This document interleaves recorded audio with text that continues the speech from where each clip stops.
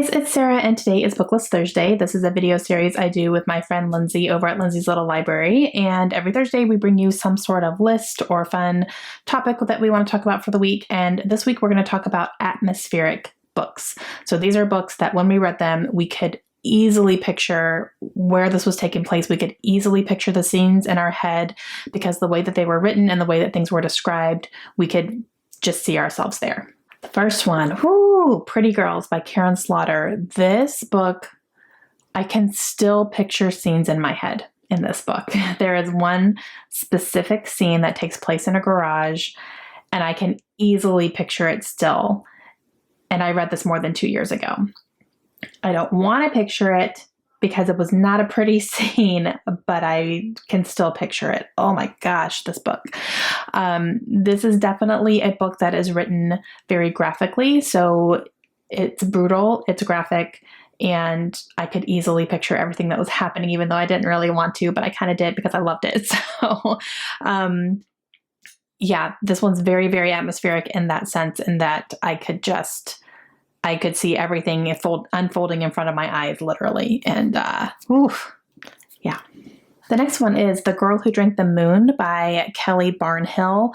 I loved this book, and it was very atmospheric. And, you know, this is definitely revolves around magic, and the way that the magic is described, you can just see somebody, you know, making it happen, and you can see the witch making it happen. And the girl in here who has powers, and when she's young, she doesn't know that she has powers. So she doesn't know that what she's doing is not okay. And she doesn't have any control over it. She doesn't know how to control these powers that she doesn't even realize she has. So all that stuff was described very vividly, and I could just see everything happening, and it was fantastic. The next one is Caraval, and this is by Stephanie Garber. This is the first book in the Caraval trilogy. And this one, I really pictured almost like an Alice in Wonderland type of thing here, where there's a lot of weird things happening and you can very easily see it happening. And there's one scene in here that I remember where it was a dress that she was wearing and it got changed into something else as she was wearing it. And I could just, it was almost like it was happening in front of my eyes. And I've always said that I feel like Tim Burton should make this into a movie because I really feel like this would be a good Tim Burton movie.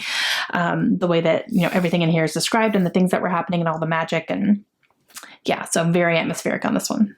Another atmospheric read is the Throne of Glass series by Sarah J. Maas, and the way that she describes the world is very easy to see. The way that she describes any type of magic that's happening is great. Her battle scenes are fantastic, and just, you know, with the action, it's very fast paced, but it's also not so fast paced that you lose out on the details, you know, that are happening, and it's great.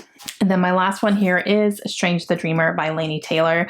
This one is so incredibly atmospheric that it just, I felt like I was there. I felt like I was standing right next to Laszlo as he's going through all this stuff, and all these things were happening, and everything was described so beautifully because that's the way that Laini Taylor writes. She's a very beautifully lyrical author, and I don't love lyrical writing.